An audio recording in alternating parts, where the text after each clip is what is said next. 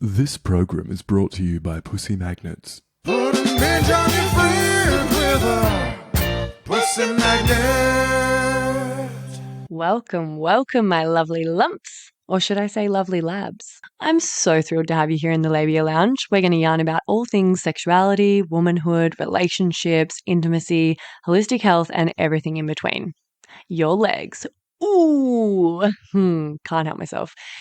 Anyway, we're going to have vag loads of real chats with real people about real shit. So buckle up, you're about to receive the sex ed that you never had and have a bloody good laugh while you're at it. Before we dive in, I'd like to respectfully acknowledge the traditional custodians of the land on which I'm recording this, the Wurundjeri people of the Kulin Nation. It's an absolute privilege to be living and creating dope podcast content in Naarm, and I pay respect to their elders past, present, and emerging. Now, if you're ready, let's flap and do this. Oh my God, is there such thing as too many vagina jokes in the one intro? Whatever, it's my podcast. I'm leaving it in. Don't panic, you're not broken. Your sex education was a piece of shit. Get your flaps out and pull up a couch. It's the Labia Lounge.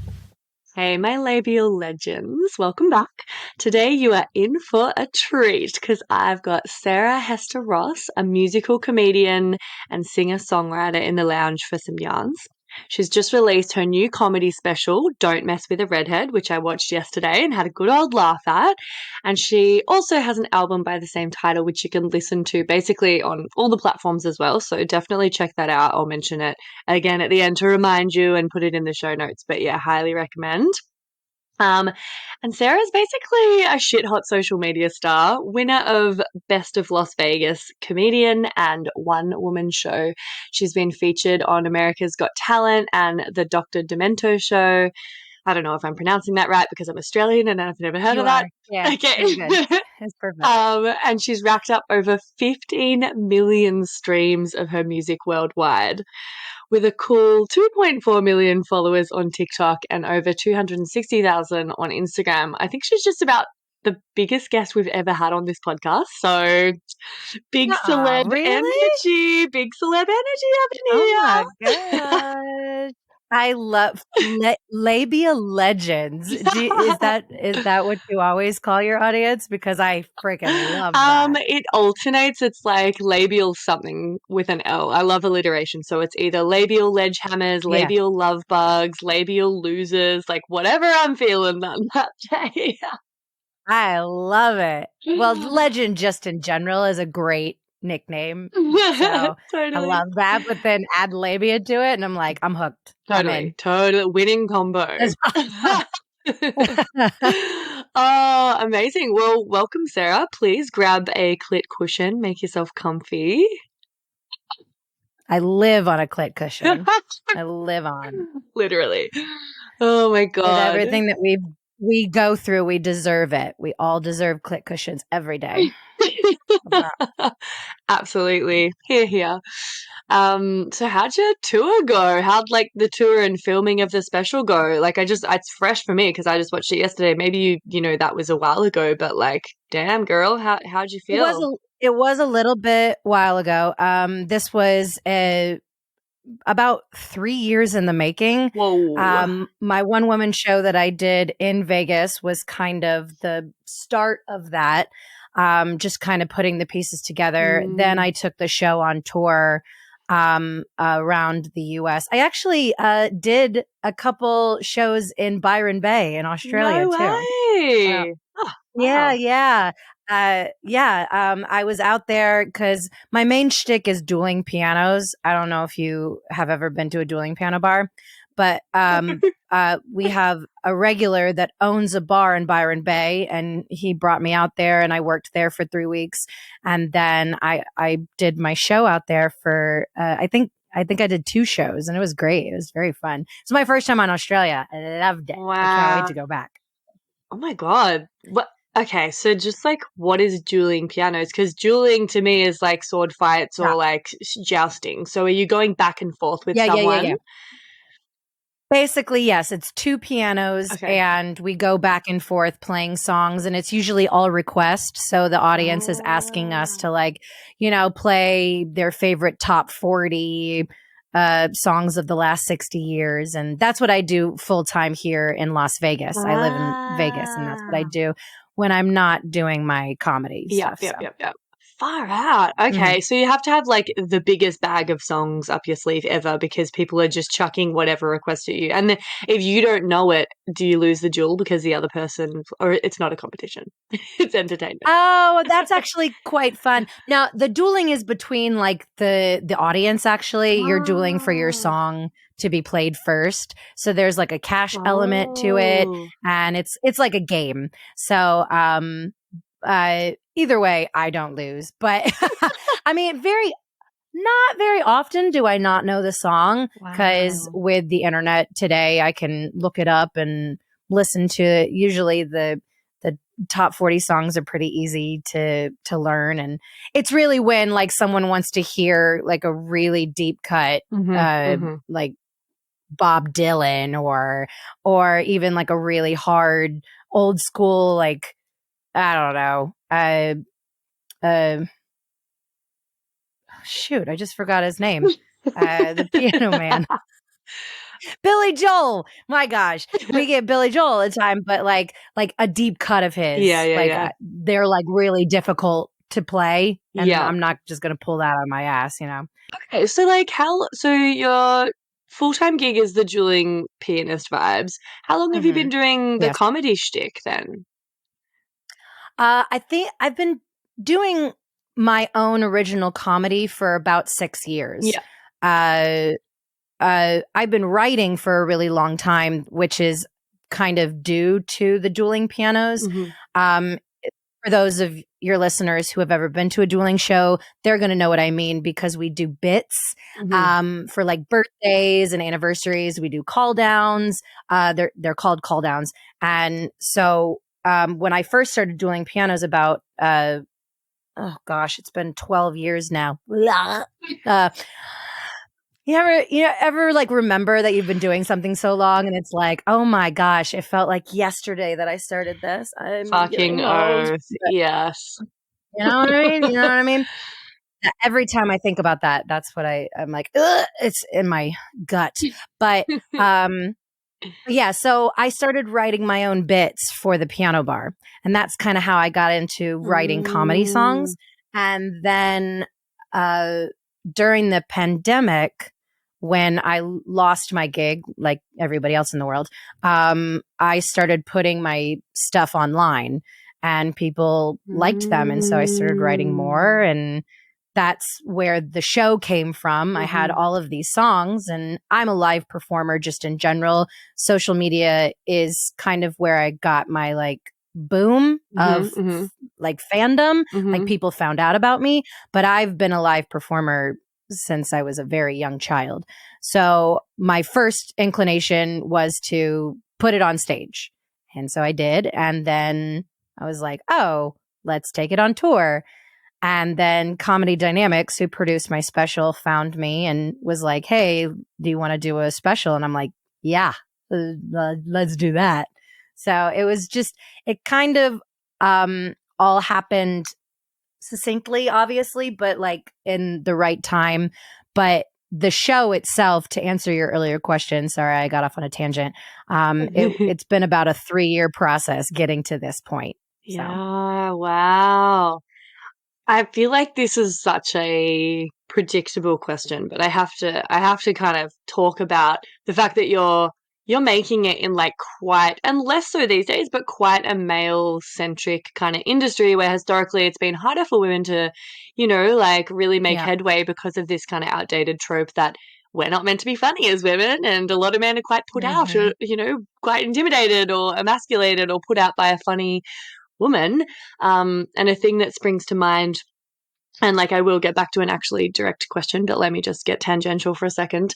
Something that springs to mind, you might have heard of this study that found that both men and women listed a good sense of humor as being one of their top priorities when seeking a romantic partner. But the difference was that the women in the study defined having a good sense of humor as their partner being funny and making them laugh. Whereas the men, it was like having a good sense of humor to them meant that like the women laughed at She their laughed at jokes them. and found them funny. Mhm. And so like women preferred men Yep. who made them laugh, men preferred women who laughed at their jokes. So to me, it's like that, I mean, to me, in my relationships, like it's so fucking important that my partner finds me really hilarious and laughs at my jokes. I also want them to be Yeah. hilarious. I want us both to be hilarious and picking up what each other is putting down. And so I feel like a huge part of me is just like not being met or seen or appreciated if like someone doesn't find me funny, and that's a deal breaker for Right. me. But anyway, getting a bit off track. But I thought that was a really I interesting. completely agree, though. I completely agree with that. Like, Yeah, in the sense, if I'm with someone that doesn't find me funny, it's a turnoff for me. totally, Uh, totally. But I also want, so yeah. it's also great if they're funny. Like, you know, I think both are important. Sense of humor is a little bit more holistic for me than, you know, this kind of binary Mhm. study with the differences between males Right. and females. But I'm just curious, like, is it a bit of a boys' club? Have things kind of changed a lot over time since you've been in the industry? Are there unique challenges for women comedians that like us cities might not know about? Like what's been your experience with that? Well, definitely boys club, 100%. Mhm. I wouldn't necessarily call myself a stand-up comedian. That's why I'm very careful to and it's out of respect for actual stand-up comedians at the end of the day, and to clear up any confusion. I do stand-up bits and materials that if you watch the special, it's not all music.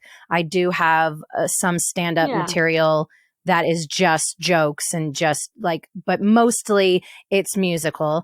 And when I first started in the comedy world, I started here in Vegas, and people, comics specifically, would call me a prop comic, and that would, in mockery, they would call me a prop Mm. comic because but I got it. I was like, oh yeah, that makes sense. I am using music and instruments to prop up my jokes in the midst of, like, I am not just standing there with a mic in dead silence, you know, so I have something to lean on. And that's how I took it. But they were meaning it as an insult of like, oh, you're not a true stand-up. Right. So unfortunately, my first experience in the comedy clubs was not super welcoming and helpful, which I found very interesting because in my brain, coming from, you know, musical theater and live stage and stuff like that, the group mentality is very important because none of us can do the shows by ourselves. Yep. The show needs it, each part. Totally. And that's kind of how I was looking at stand up too, because none of these comics were like huge enough to sell out rooms all by themselves at this point. So we needed each other. And wouldn't you want to help your fellow comedian to make the show better? That was just my understanding, and it's just not like, it wasn't like that for me. Granted, I have found other very supportive comedians along the way, mostly off of social media. So I've never actually physically worked with any of these people, but I've gotten a lot of great feedback from them. But again, I'm not a self-proclaimed stand-up comedian. I'm a musical comedian because I know what they do and what I do is different. It just is. It's whether you think it's harder or easier, people will look at what I do, like stand-up comics, and being like, oh my gosh, that's so difficult. But I look at what they do and I'm like, that's so difficult to like do 45 to an hour of just straight material. So it's just different. But as far as the aspect of like difference in women, my friend explains this so well. He's a stand-up comedian, and he says that women have a hard time staying in comedy because of the atmosphere that you have to be put in to get into comedy.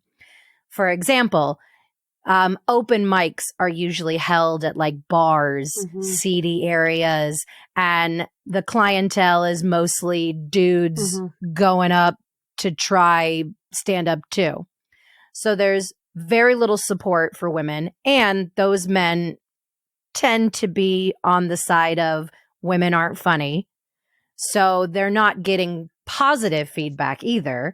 So what is their enticement to stay? To stay in comedy if they can't get into supportive arenas. And, you know, I've also have found that there's a lot of women in comedy who will be very dismissive of other women because, you know, they want to be part of the boys. They're in the boys club, and you know, girls coming in looking a certain way or talking about a certain subject is not part of the aesthetic of what they have had to do to get success in comedy.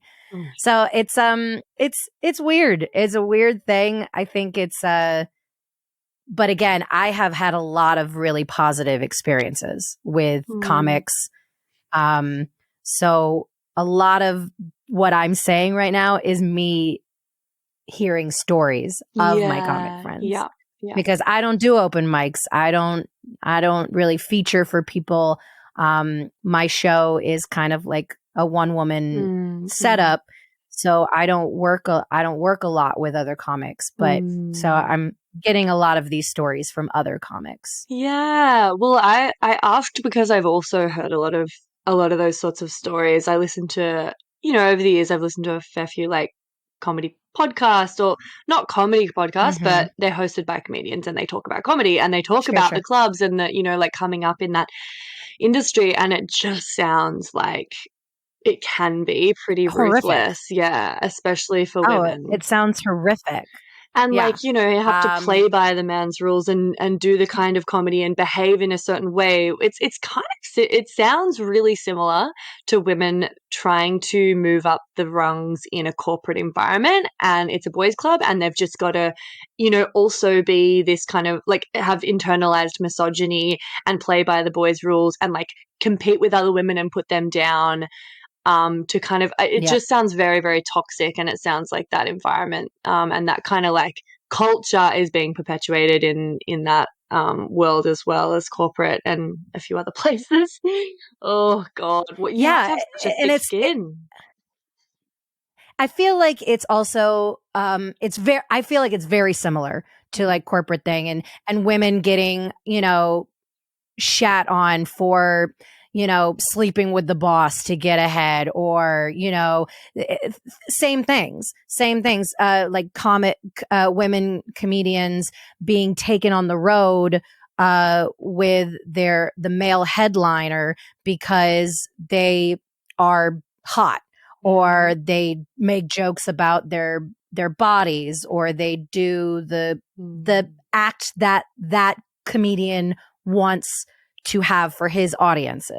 You know what I'm saying? So I feel like it's very similar to the corporate, and you know, women are damned if you do, damned if you don't. Honestly. So it's just like there's no winning in this scenario until, you know, just completely changing mindsets. But I don't know if that's ever a possibility, because there's always going to be women who disagree with other women too. So, you know. Yeah. Hey, baby babes. Sorry to interrupt. I just had to pop my head into the lounge here and mention another virtual lounge that I'd love you to get around.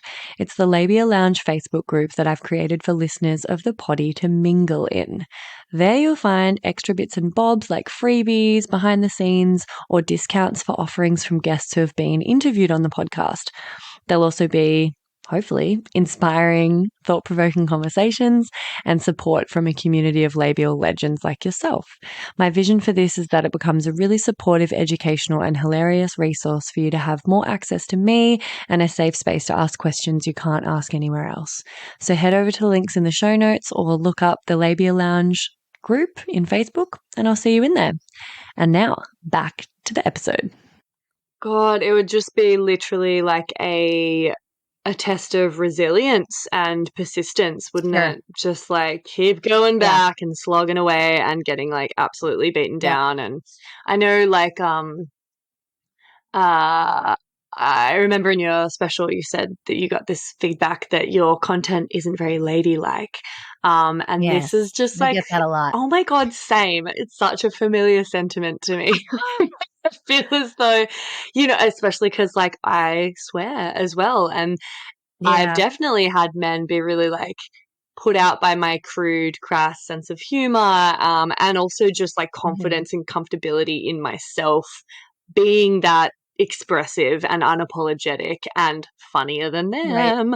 And so like I found it really, really relatable. And then it made me think about how there would probably be, because can't think of a specific example of this, but not just in comedy, but in a lot of industries, you know, there'd be these women who kind of, to get their foot in the door and to earn their stripes, they kind of play by the rules and they do some less controversial stuff. Maybe, you know, like misogyny fucking Right. sells better and at least used to. Yeah. And so they might be like doing that sort of stuff to like make a bit of a name for themselves. And then once they've got their foot in the door and they've developed, you know, a bit of a following or a bit more confidence, then they start doing more like risky or niche stuff and potentially branching out into some more like feminist content. But it's like, I just feel like with what I've noticed, and I'm definitely not an expert, but what I've noticed with like comedy and just me moving around in the world as like,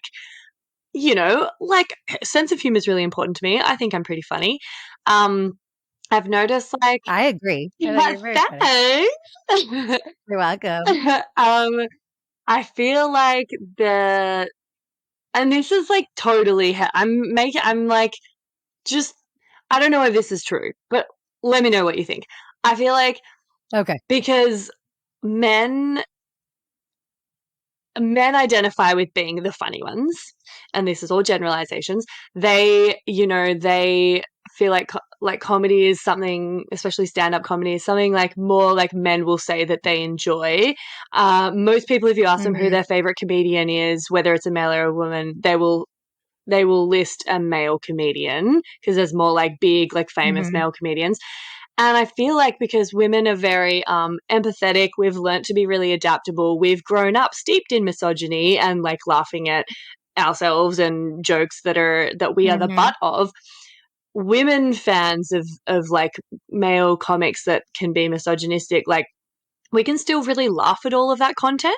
Whereas like men, not as empathetic, not as good at laughing at content that they are, you know, the victim of or the butt of the jokes. And so like when women get up and start doing like fucking hilarious content about more feminist stuff and like, you know, agency over our bodies and things like this, like a lot of the topics that you talk about, which we'll get into, I feel like men can be a lot more easily like put off or intimidated. And it seems like, oh, you know, like anytime I watch female comedians, it's like there's always this joke about how like the women in the audience have dragged along their boyfriends, you know, because they wouldn't just like come to that themselves. And then it's always like, oh, Because sorry, no man. man would just come to see a female comic. That there's no possible way that she could be relatable to men in any way, shape, or form. Even though we are literally half of the population, and you know, it is just like, because men, there's no way they can relate to anything that we have to say. But you're right, because women have been doing it for years. Women, they can relate to men's perspectives and a lot of the time sit back and allow themselves to be the butt of the joke and realize that it is a joke and that at the end of the day, it's not hurting me to hear a guy talk like an asshole about women. It doesn't do anything.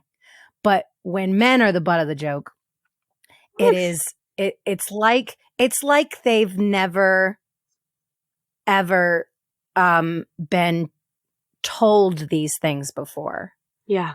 Which is utterly ridiculous because it is being said over and over and over again. But I like to say this a lot because I do this bit in my not in my special, but when I do live shows, I pick out a woman in the room who has beautiful breasts, and I'm like, because I'm talking about how much I love women, and if if I didn't already believe that being gay was a choice, it would prove to me, because have you seen women? I would choose women every day if I could, but unfortunately I am hetero. And so it is just my lot in life to be attracted to men. But and I talk about her tits and stuff like that. And then I like to say, oh, I know men are going to say, well, that's not fair. You can talk about tits and not get in trouble. And I'm like, you know what? You're right. Let's trade positions. I'm going to run the world for the next 40 decades, and you're going to be able to talk about girls' tits. Yeah? Fair? Sound fair? Sweet deal. And it's, yeah, right? I'm in. So, but it's so true. It's like they want this double standard. They want it so badly, but it's like we've already been doing it for decades, centuries even. We've been the butt of the joke. And now, just recently in the, I don't know, maybe 70, 80 years, women are now being like, now it's your turn. And men are like, never. And it's like, what? Chill out, bruh. Seriously, they haven't had to develop the thick skin in the same way. It's like, they take themselves too seriously and feel so attacked and can't relate. And so all of a sudden it's just because I think more, women-centric comedy is pretty fresh, pretty fresh. Jokes about menstruation and motherhood and womanhood and stuff, very recent, and and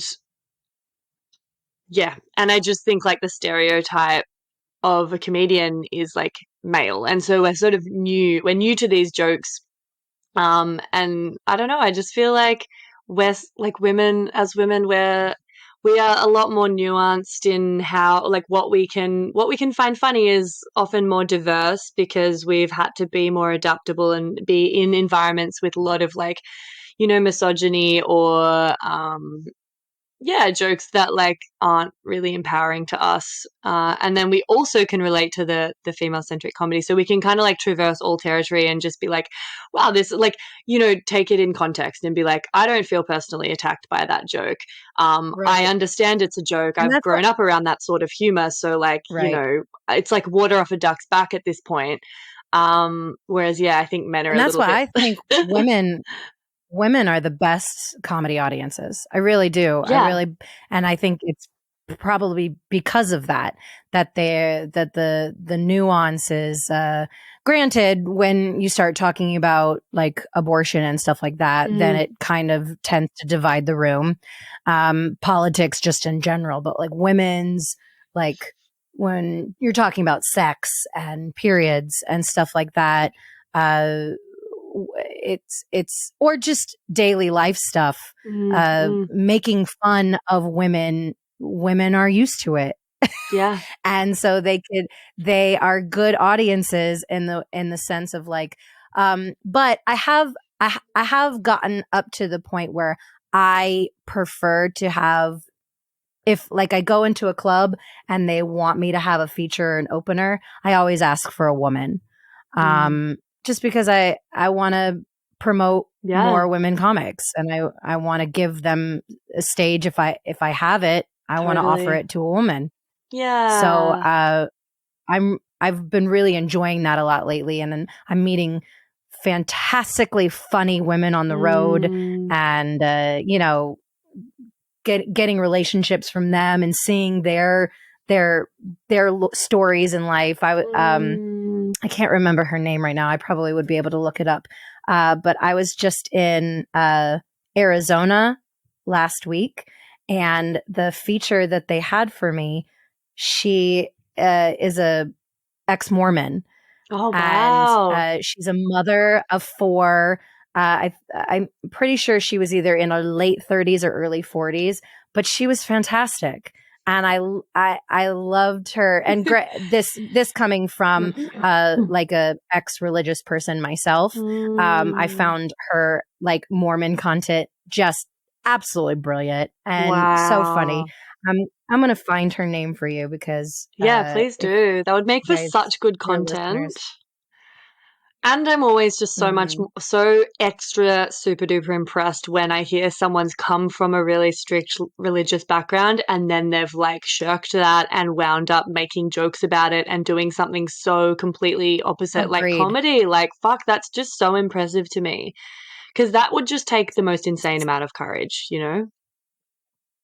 Stephanie Morris is her name. Nice. And that's a prime I struggle with that because I still have family still very heavily in the church and their religious beliefs that very heavily disagree with what I stand for now. And and that's tough. It's really tough to I have their love, but I definitely do not have their support, like undying support. And that and I can relate to and that's always hard to experience and remember that my family wouldn't like what I say and would not find it funny, and so it's rough.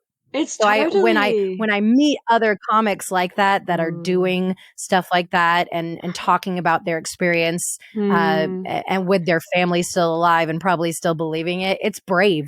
Oh my God, enormous, because like it's a big sacrifice you have to be willing to make when you choose this life, and you kind of have to be pretty out there with it. You're not going to make a living off it unless you become well known, and therefore people hear you talking about this stuff. Like it's not quite the same, but with my line of work, it was definitely like a pretty hectic journey to like embrace like, oh, I'm a sex educator and a sex coach and I massage vaginas for a living and teach people how to have orgasms, and like my family would not stoked about that, but I'm not like getting up on stage and making like jokes about the religion that they believe in. Like it's sort of not quite the same, but definitely I understand that feeling of like, oh, okay, like I have to choose one or the other, and I've got to like step into this, and just everything that comes out of my mouth on social media or on my podcast, I have to just in the back of my mind be aware that like maybe my uncle or my mom is going to hear this and it's going to make them fucking uncomfortable. And like there's I'm fighting against like so much conditioned and programmed shame and suppression of sexuality and everything like that the kind of final frontier of like me dealing with my own shame and stepping into this work was like coming out to my family, like this is what I do, this is what I stand for, this is important to me. And like it's not easy, it's really uncomfortable, and like I just find it so incredibly courageous, because what else is like that's huge, that is absolutely huge to be publicly talking about something, knowing that like your family, who you've kind of grown up like one way or another in your family, you're kind of groomed to like want to be accepted by them and want to be approved of and impress them and do the right thing by your parents or your religion or whatever. So you're going against some like really, really, really, really strong kind of, conditioning, really. So I think it's so courageous. I love that you use the word groomed, because it's so true. Yeah. And it's so it's a tough pill to swallow. It is. But we are all groomed by our parents. and we're all groomed by the religion that we are. Yeah. And it's such a negative way to say it, but we were forced into without our permission. Mm-hmm. You know, I was forced to go to church. Mm. It didn't feel that way because, like you said, I wanted to please my parents, and my parents believed this, and I loved them, and I believed them, so I'm going to believe them. Totally. That's just how it works. We are all groomed, and I love that you use that word, and I think that we should use it more, because I feel like that helps us understand when people decide to not do that anymore and not agree with what they have been groomed or taught to believe and think as a young child, and it kind of takes the shame out of it. If you talk about it in a way that you were groomed against your will, and all of us were, every single one of us were groomed in a way because our parents have this belief, and I'm talking liberals, I'm talking every which way side. It's grooming because the child doesn't have a say in it. Yeah. And the parents are thinking they're doing their best because they believe it. So it's not in a malicious way, but it is at the bottom line grooming. And so then when we realize that we were groomed against our will, then it's less shameful to not believe those things as an adult, or coming into our own thoughts. Then it's like, oh, no, that was against my will, and now I am fully formed in my opinions and thoughts, and now it's okay that I think this. Yeah. It's okay that, I'm overtly sexual. It's okay that I want to be more experimental, and it's okay that I don't believe the things that my parents believe anymore. And so I love that you use the word groom, because I think it's real. I think it's a taboo word because it's popular to talk about pedophiles groom, pedophiles groom, and drag queens are grooming kids. They're not, but that's the big topic of conversation on social media. And it's like, no, who is grooming children? Religion, like churches. They're grooming. Oof. And so it's just like, I just feel like that is such an important thing, especially when talking about shame and coming out of that grooming and realizing that this is what you're doing is not shameful. It's growing. It's coming into your own. Yeah. So, and I think it really kind of emphasizes that it's very powerful and potent. Like you've been groomed from a young age in your formative years when you knew no better, and it was the biggest influence on you for the longest time. So of course it's going to feel sickening and visceral, and like you're doing like the most wrong thing. Like there's going to be this like really yucky transition period where you're questioning like, oh my God. And it takes so much courage to step out of that.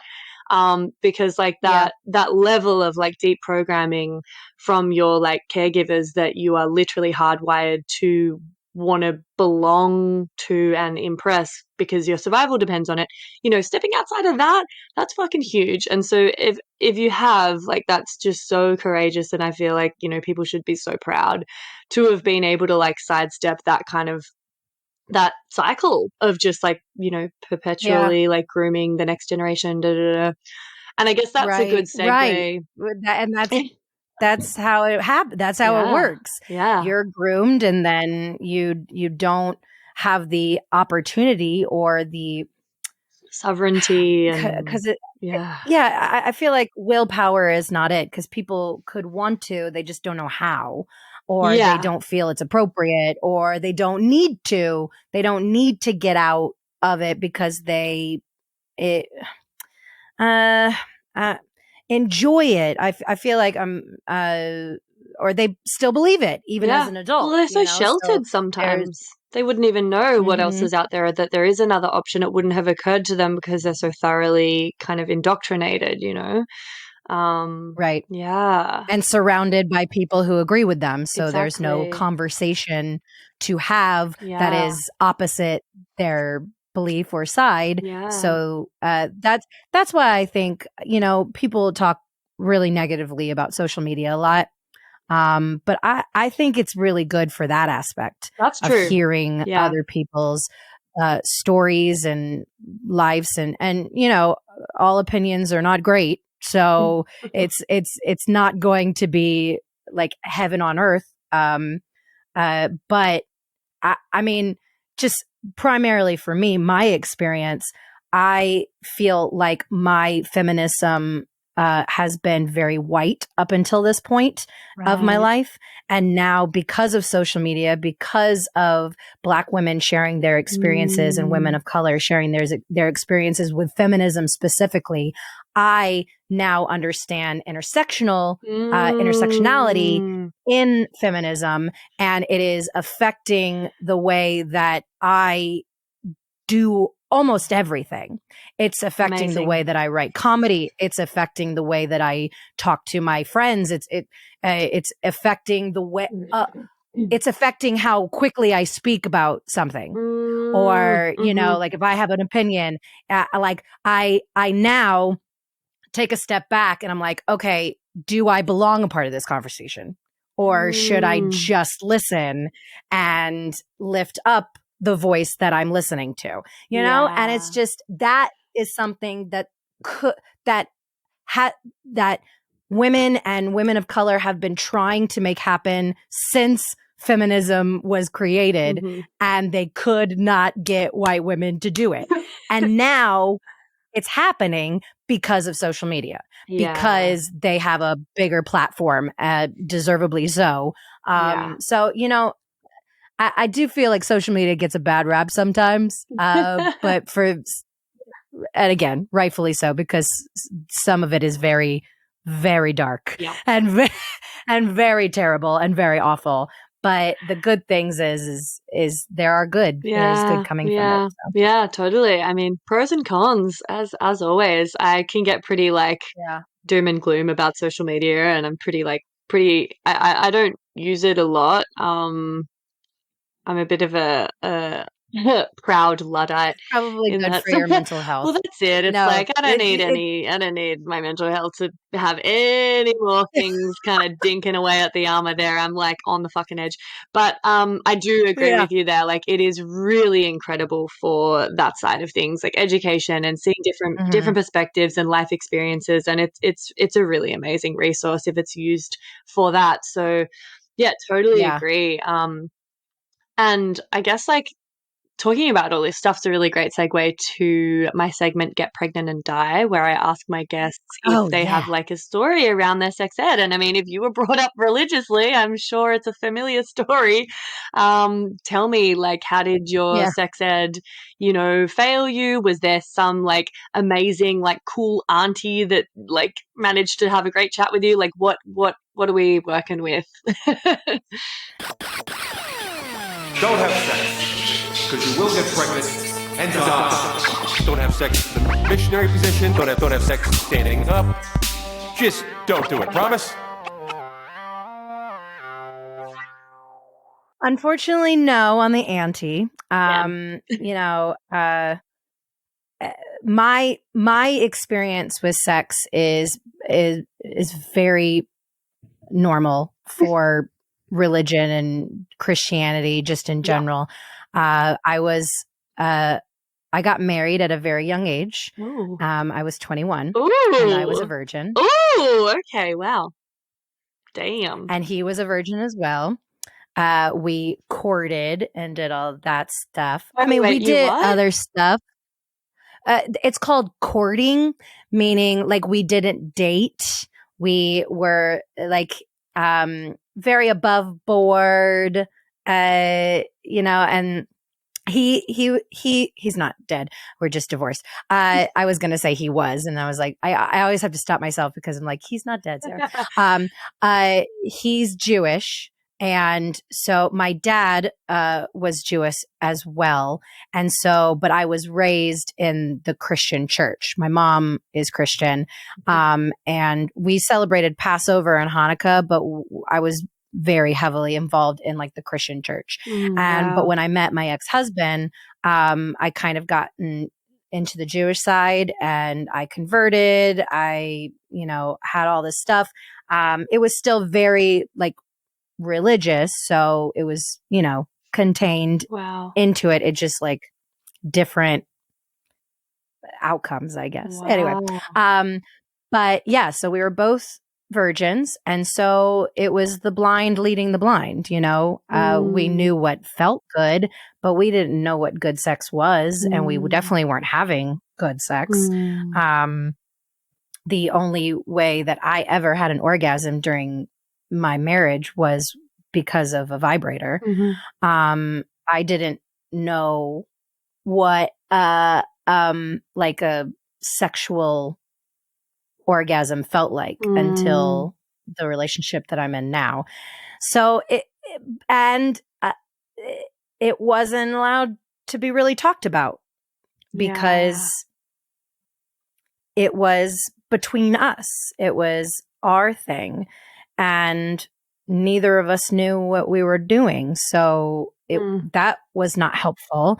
And probably incredibly emasculating for him because, he's this, supposed to the leader of the household. And, he doesn't know what he's doing. Again, we knew what felt good, but it was sad. It was sad. It was definitely one of those things that it's like, man, we were really good friends. Like we were best friends. He was my best friend. And they were like, oh, that makes a good marriage. That means you guys are sexually compatible. Like, does it though? Does it?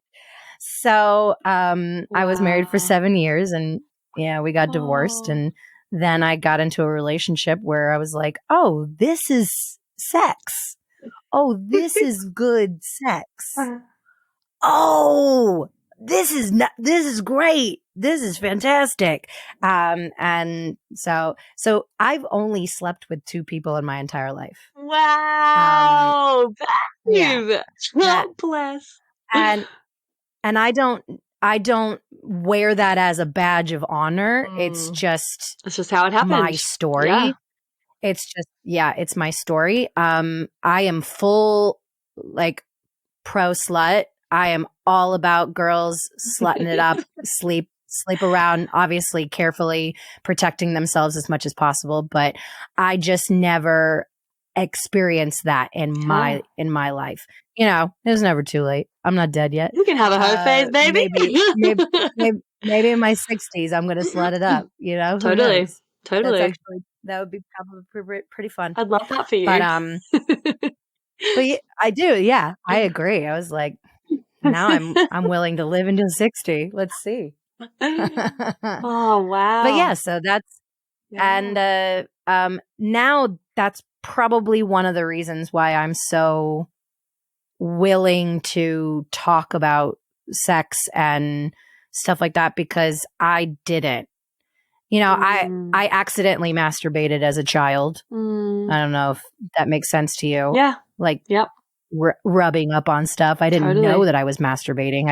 I didn't understand that. Yeah. But now as an adult, realizing I'm like, oh shit, I was a horny girl. Yeah, I mean, all kids do it. That's like such a common kind of, especially with the clients that I work with that are usually coming with some level of either sexual shame or conditioning, religious background, maybe sexual trauma, abuse.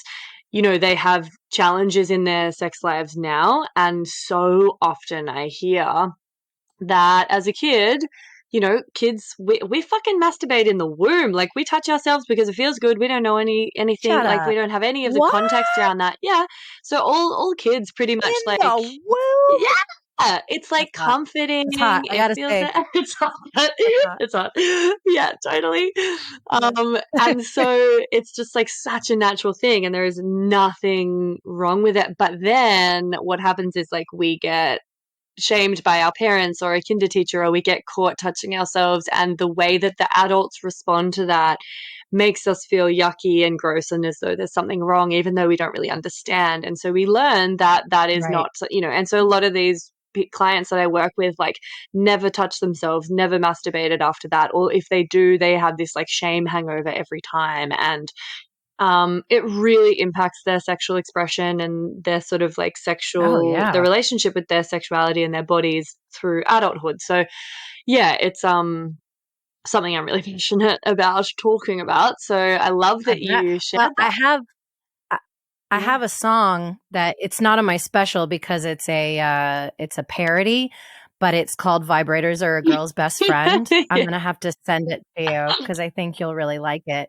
But I'm a huge masturbation supporter. I really love masturbating. I enjoy it.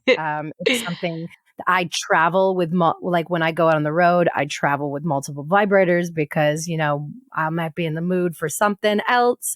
And so, and I feel so sad when I talk to people who are like shameful about it because like in the sense of it's really at the end of the day, they think God is watching or something Yeah. because it's just you. It's Mm. just you and your body and no one knows your body better than you. So the fact that masturbation is probably one of the most sincerest form of your own personal sexuality is just so beautiful to me because it's like it's you, babe. It's you loving on you, and no one can do it better than you. Yeah. Excuse this quick interruption. I'm shamelessly seeking reviews and 5-star ratings for the potty because, as I'm sure you've noticed by now, it's pretty fab. And the more people who get to hear it, the more people I can help with it. Reviews and ratings actually do make a big difference to this little independent podcaster. And it's really easy to just quickly show your support by taking that simple act of either leaving 5 stars for the show on Spotify, or even better, writing a written review and leaving 5 stars over on Apple Podcasts. Or if you're a real overachiever, you can do them both. That would be mad. If you're writing a review, though, just be sure to use G-rated words because despite the fact that this is a podcast about sexuality, words like sex can be censored and your review won't make it through the gates. Lame. Anyway, I would personally recommend doing that right now while you remember, just to get on top of it and let me know you're with me on this journey.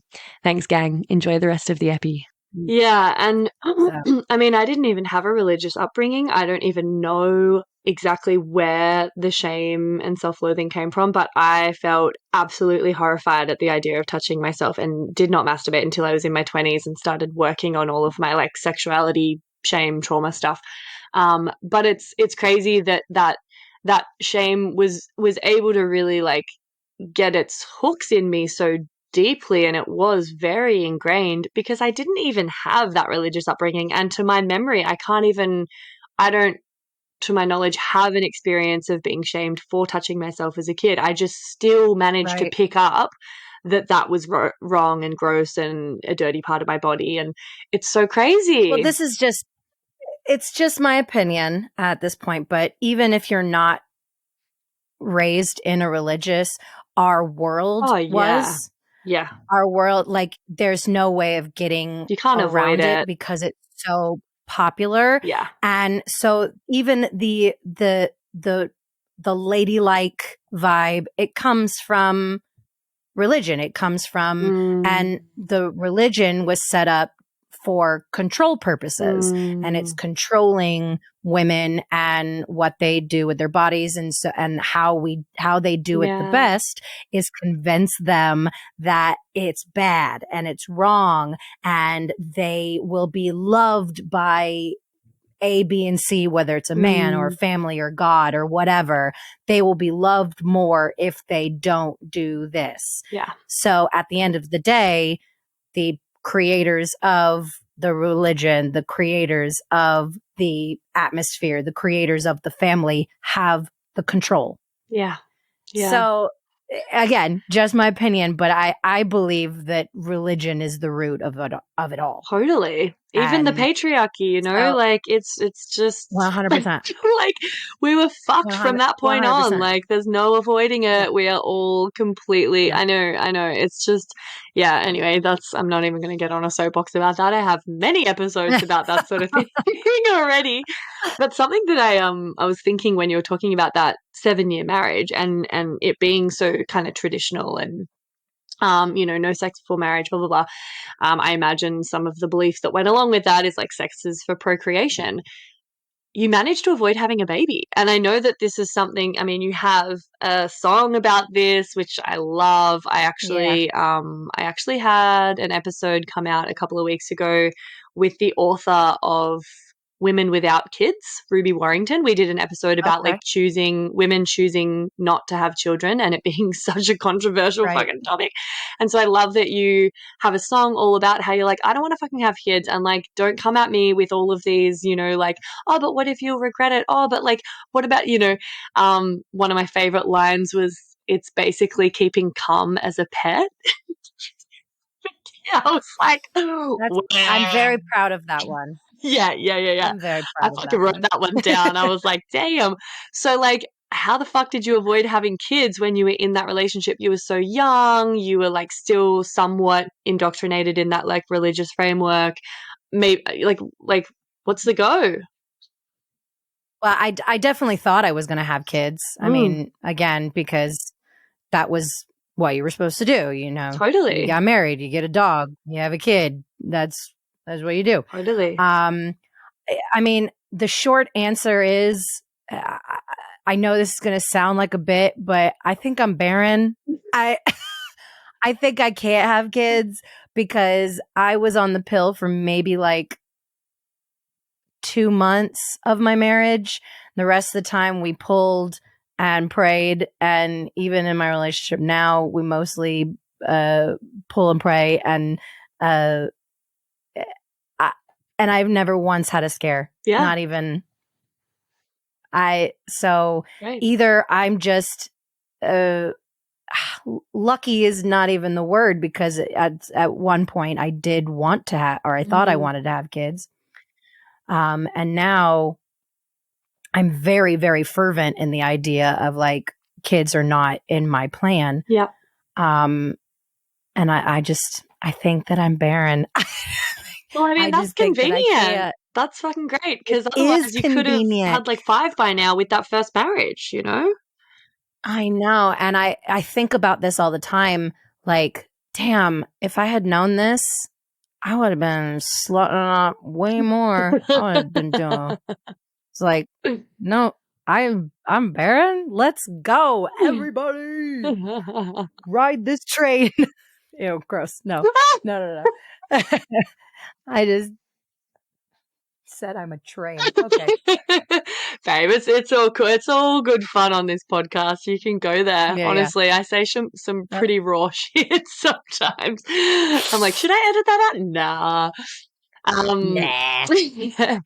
Amazing. All right. Well, I'm just conscious of time, but there's a couple of I just want to like give some of your like song topics a bit of a run because like I have episodes and sometimes it's a segment that I call Sand in My Clam, and it's basically like you know I will just get people on and we'll chat about shit that's getting our clams sandy.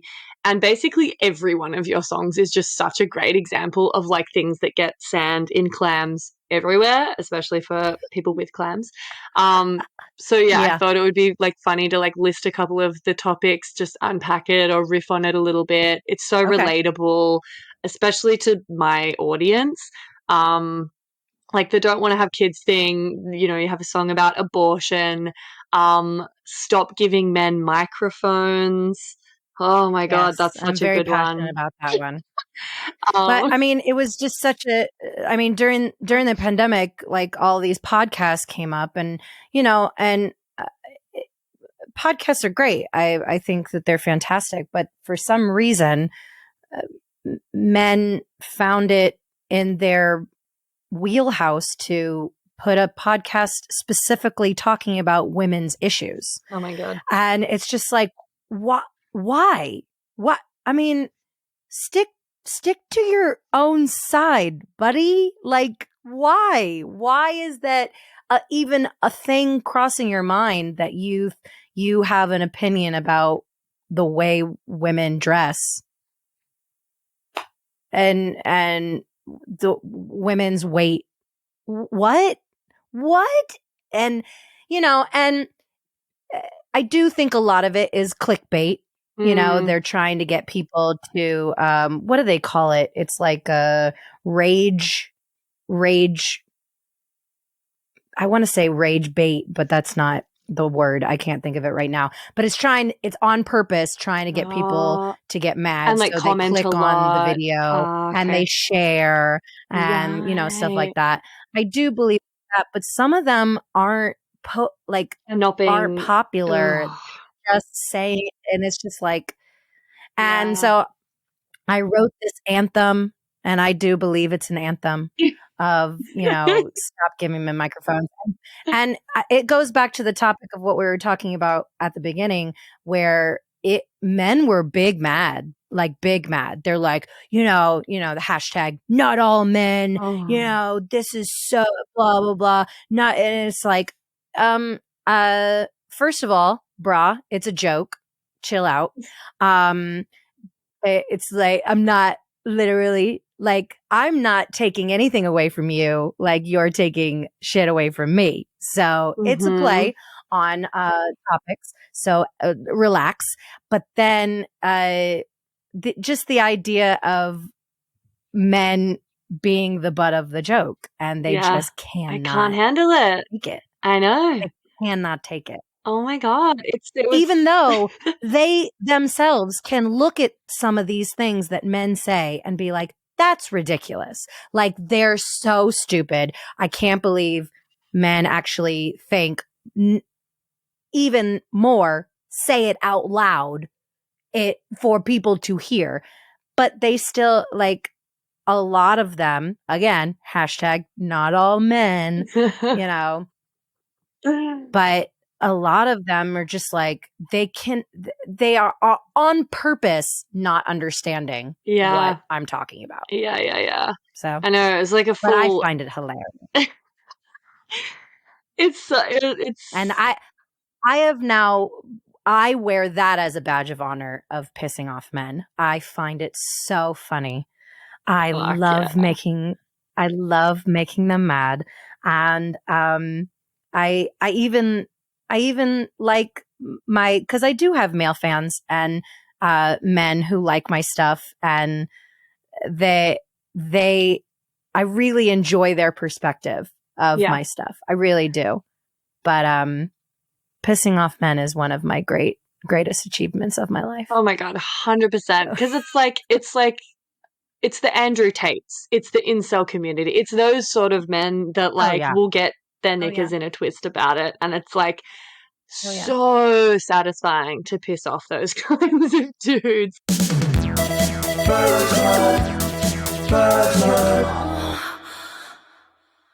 I reckon probably my favorite one of your songs that is very, I've heard people like talk about this and I've been like, oh my God, I never thought about that, but totally. But it's like, ball sacks are weak, pussies are strong, so ball sack means you're weak from now on. Just like fab tune. Yep. Mm-hmm. Because like it's so and I like say I've gone full circle with like, okay, all of this like slang and language that we use to mean you're like a fucking weak piece of shit, like, oh, don't be a pussy, da da da.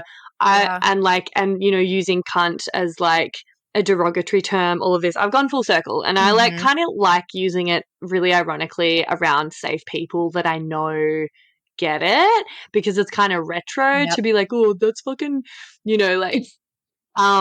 But yeah, having a song about it, I feel like it's so catchy that we could actually start to adopt that in our lingo. Like, I am going to I make a agree. concerted effort to start saying, like, oh, don't be such a ball sack, because it's also very fun to say. It is. It is. And there was a video on TikTok about this. It's like small microaggressions for feminism Yes. of like, calling I saw this girl say she likes calling guys' shirts tops. Like, oh my gosh, I just I love your that top. And I'm like, I cried listening to that. I'm like, that's so fucking funny. And, like I started calling my guy friends girl, like, oh, girl, Yep, I do that. all the time. And they're just like micro aggressive feminist movements. Just little and I feel like reclamations. ballsack is one of those. Yes. I feel ballsack is one of those. It's like, because granted, I love like saying like, man, don't be such a pussy, man. It just hits. It hits. We good. grew up with It feels good. Yeah, because but it just doesn't make sense. No. It doesn't make any sense. No. The only thing it makes it like relevant is that women are less than.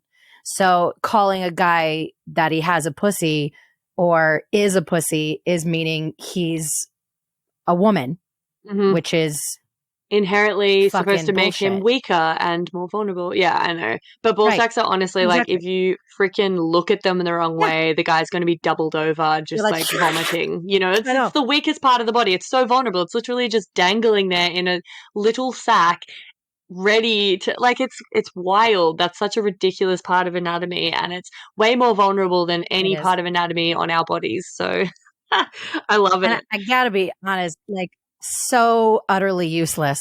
Like, they're just absolutely like, I do this bit sometimes where I'm just like, guys, we do not care.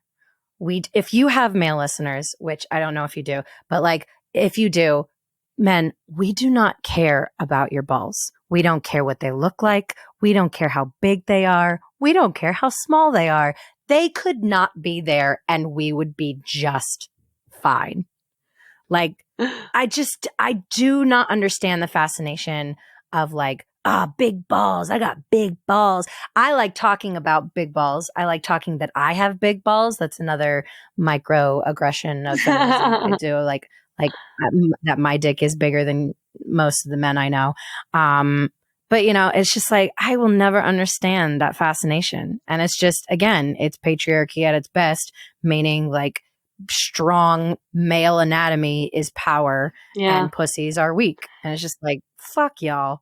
Yeah. I think it's just like a very misguided conflation with like big balls and high testosterone, and testosterone meaning you are more manly. You know, like, it's all so Right. stupid. It doesn't actually make any sense if you look at the science, but like, I mean, I love that little microfeminisms that are like taking the power back. Like, if someone calls you sweetie or darling, just call them that right back, and lots of little things like that I'm starting to be more and more aware of my behavior. Like, a few that I think I saw a similar video, and one of them was like, when you're walking down the street, like, don't actually get out of a guy's way, because it's always us that's just like, like hopping to the side to like avoid them. And I've noticed I've stopped doing that, and I've noticed I get bumped into so much. Oh, they just ram into me. And they won't even fucking say sorry half the time, and I'm just like, oh my God, this is wild. Like, I tweak one little bit of my behavior to not accommodate a man, and all of a sudden I'm like realizing just how frequently men don't get out of the way for a female. Like, what the hell? So there's lots of things like that. I love trying to come up with creative little ones. So Feel free to send me any that you see. I'm not on social media enough to like harvest all of the good shit, but I feel like you know what's up. So. Hey, me again. If you'd like to support the potty and you've already given it 5 stars on whatever platform you're listening on, I want to mention that you can buy some really dope merch from the website and get yourself a Labia Lounge tote, tee, togs. Yep, you heard that right. I even have Labia Lounge bathers. Or a cute fanny pack if that'd blow your hair back. So if fashion isn't your passion, though, you can donate to my Buy Me a Coffee donation page, which is actually called Buy Me a Soy Chai Latte, because I'll be the first to admit I'm a bit of a Melbourne cafe tosser like that. And yes, that is my coffee order. You can do a once-off donation or an ongoing membership and sponsor me for as little as 3 fat ones a month. And I also offer one-on-one coaching and online courses that'll help you level up your sex life and relationship with yourself and others in a really big way. So every bit helps because it ain't cheap to put out a sweet podcast into the world every week out of my own pocket. So I will be undyingly grateful if you support me and my biz financially in any of these ways. And if you like, I'll even give you a mental BJ with my mind from the lounge itself. Saucy. And I'll pop the links in the show notes. Thank you. Later.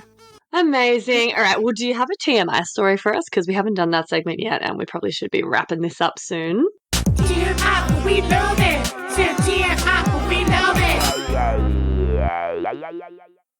I mean, I was trying to think of a story, and really the only one I can think of is that the first time I ever gave a blowjob to a guy, it was my high school boyfriend. Mm. And that's the thing. Like, and your listeners are probably like, what? I thought you said you were a virgin. I was a Christian virgin. Mm-hmm, I like no intercourse, but we did other stuff, you know, that Jesus couldn't see apparently. The joke, Jesus doesn't see the back door. I never did anal outside of marriage, but that joke is always very funny to me. But I was giving a blowjob to my high school boyfriend. It was my first blowjob. It was in his car, and I just remember being so afraid of the way a penis looked. I was so I think it was probably the first time I had ever seen one. Looking back, yeah, definitely. And I remember him pushing my head down. Oh God, to go like deeper. I hate this. And I threw up all over him. Yes, fucking suck it. If you're a head pusher, you deserve vomit on your cock. 100%. But unfortunately, I was more embarrassed in that scenario. As a grown woman now, I'd be like, fuck you and your head pushing dick. But as a vulnerable little teenager giving your first BJ. 17-year-old, I know. And it was like, I was so embarrassed. First of all, throwing up just in general, I don't know why, but it's embarrassing. Why are we so embarrassed of throwing up? Everybody throws up, but it is. It's even to this day, I don't like my boyfriend seeing me throw up. Totally. I don't like. It's pretty unbecoming, isn't it? The sounds, the faces, the smells. It's a pretty hectic experience. Yeah. Yeah. But we all have like the shared experience. We've all done it. And so the fact of like us being relatable to it and being able to help and like holding back hair. Yeah. But it's so nice. I love that girlhood, you know. Totally. But yeah, so that's my story. I think that really is the only one. That's such a I don't good have TMI a lot of sex stories. I have very few. Honestly, love that. Some of them are good. So. Love that. I mean, most of the TMS stories are like pretty they sound like they were a horrible time, you know? So you're lucky you don't have many of those. Because a lot of them are pretty traumatic when it's, you know, like you said, the blind leading the blind and we're all just figuring it out the hard way and shit's happening and we're so vulnerable and like mortified because we're usually quite young and inexperienced. So I think you got off lightly by not having a home phase. I probably definitely did. Yeah. Yeah.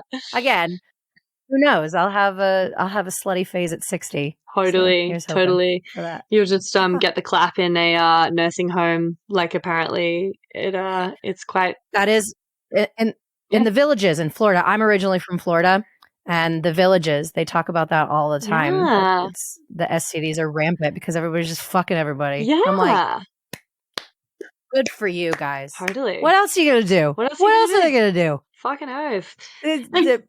Shuffleboard and fuck each other, you know? Sounds like a life. Well, actually, speaking of, just before we jump off, you've got a song coming out called STI. Tell me about that, because I haven't heard that. It's not out yet, so I couldn't look it up and do a little stalky stalk. But yeah. Yeah, it's actually called STD, and I'm going to release it. Yeah.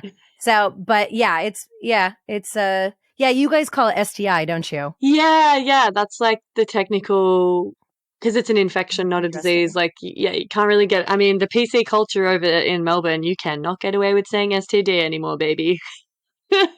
Interesting. Yeah. I wonder if I should change it then. I don't know. I mean, is it still the medical term in America is still STD, is it?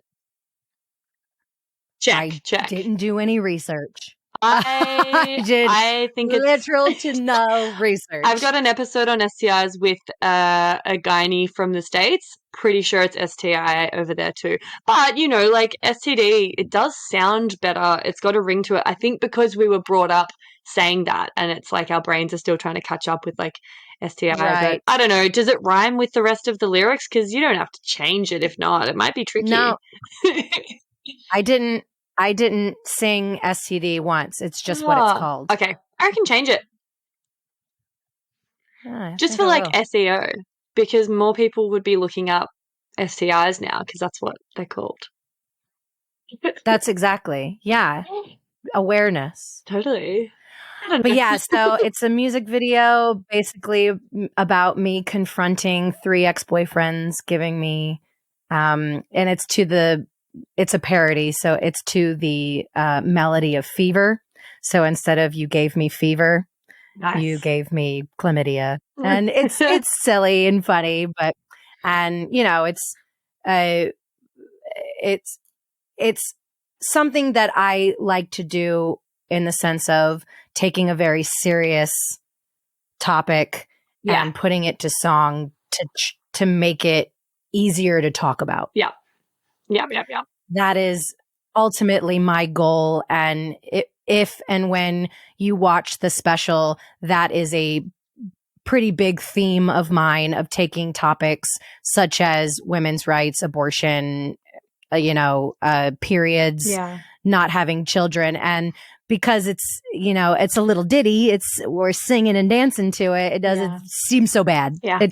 It's easier to chat about. Yeah. So that's something I really pride myself on. That's kind of how I would describe myself and my special too. So. Yeah. I think that's what drew me to you, because my MO is also I want to talk about the stigmatized and taboo topics, but I want to make them palatable and accessible, because it's still challenging for some people. And so humor is my vehicle for that as well. Yeah. Definitely. I think it's a good way to go. It's helpful. Yeah. Amazing. Oh, so nice chatting with you, Sarah. I'll put all of the links to your work in the show notes. Yes, please. So good to meet you. Thank you so much for having me. Yeah, pleasure. This was very fun. Totally. I got to get more comics on the podcast. Awesome. So I could give you some names. There's some fantastic female comics that I know. Yeah, so please put me in touch. Would love talking about this stuff. Great. Yeah, for sure. Perfect. All right. Amazing. See you later, everyone. Bye. And that's it, darling hearts. Thank you for stopping by the Labia Lounge. Your bum groove in the couch will be right where you left it, just waiting for you to sink back in for some more double L action next time. And in the meantime, if you'd be a dear and subscribe, share this episode, or leave a review on iTunes, then you can pat yourself on the snatch, because that, my dear, is a downright act of sex-positive feminist activism. And you'd be supporting my vision to educate, empower, demystify, and destigmatize with this here podcast. Also, I'm always open to feedback, topic ideas that you'd love to hear covered, or guest suggestions. So feel free to get in touch via my website at freyagraph.com or say hey over on Insta. My handle is Freya_graph_YMT, and I seriously hope you're following me on there because damn, we have fun. We have fun. Anyway, later labial legends. I'll see you next time.